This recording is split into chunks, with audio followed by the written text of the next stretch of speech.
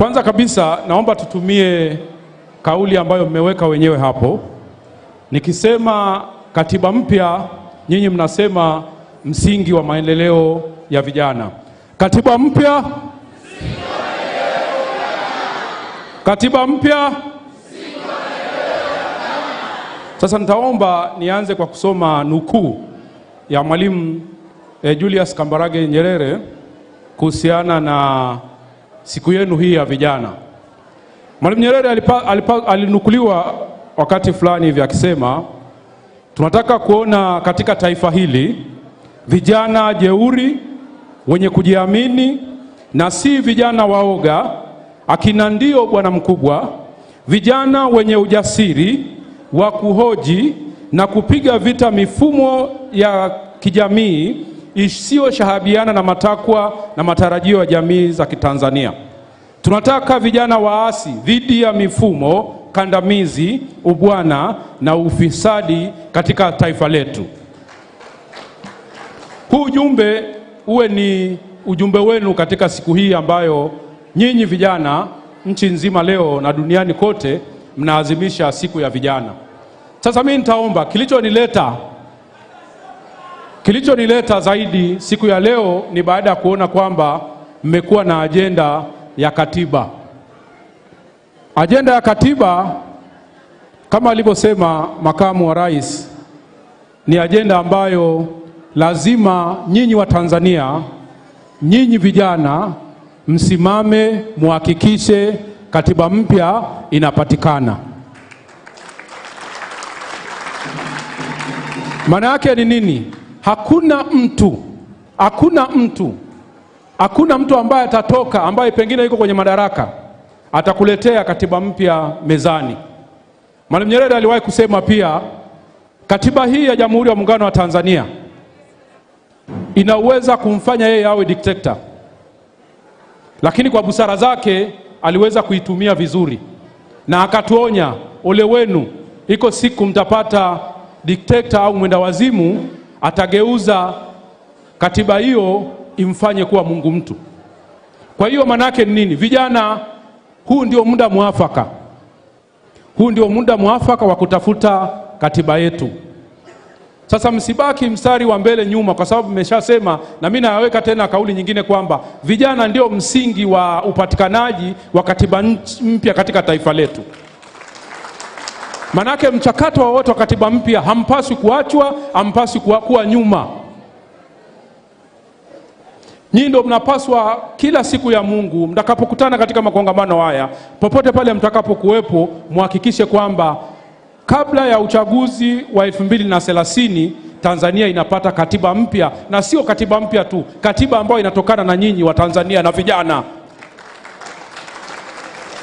Sasa mimi niwape siri haraka ya kuhakikisha kwamba mnapata katiba mpya bila kupewa danadana za aina zozote zile. Kwanza kabisa, kama taifa mfahamu kabisa, toka tumepata uhuru tumewahi kuwa na katiba 5. Katiba ya Malkia 61, katiba ya 62, katiba ya 64, ya 65 na ya 77 ambayo ndio inaendelea leo. Imefanywa marekebisho mara 14. Zote hizo wananchi hawakuwahi kushirikishwa. Mchakato ambao ulikuja kutushirikisha kidogo ni ule wa Jakaya Kikwete ambao ukakwama mahali.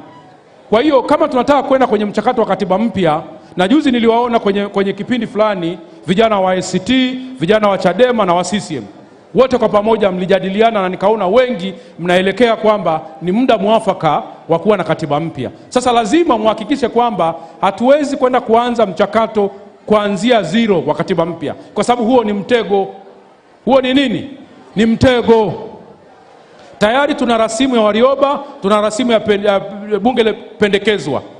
Hizo dokumenti mbili kama taifa tunapaswa tuziingize katika mchakato wa kumaliza katiba yetu, na sisi tulitoa hatua 10 za kufuata, ambazo baadaye nadhani mkipata muda nitawatumia, Nondo atawasomea kwa sababu ya muda, sababu na mimi nawahi vikao vingine.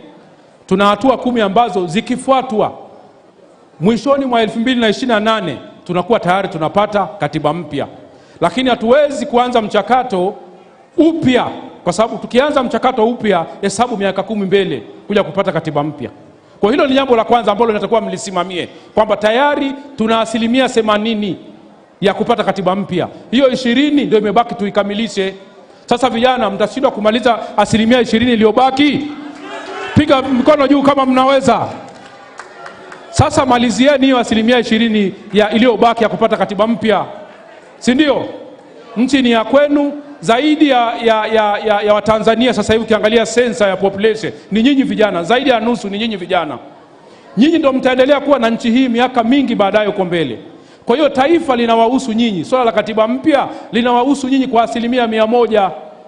Kwa hiyo mlale muote, mzungumze swala la katiba mpya. Wakati ndio huu na wala msirudi nyuma. Na nini muombe kiongozi wa chama, mwenyekiti wa chama na katibu hapa, hakikisheni katika mkutano huu mtoke na maazimio ya kuhakikisha kwamba huu ndio utakuwa mchaka.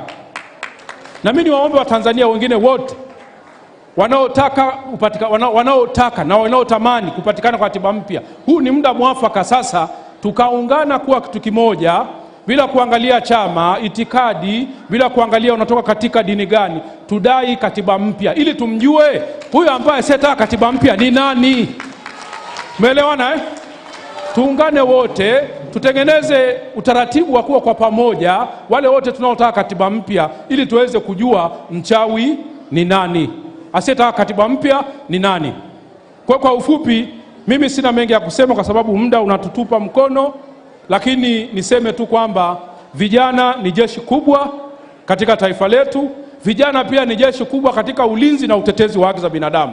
Tunaposema watetezi wa haki za binadamu, tunatambua kwamba nyinyi ndio walinzi wa nchi hii, ndio walinzi wa katiba hii. Na ndio maana Nondo alivyopata changamoto tulisema ni lazima tumtetee, na kama asingepata utetezi pengine leo asingekuwa hapa, si ndio Kwa hiyo lazima tuteteane, lazima tulindane, kwa sababu unayemtetea leo huwezi kujua alikuwa na nuru na alikuwa ni tunu kiasi gani katika taifa letu.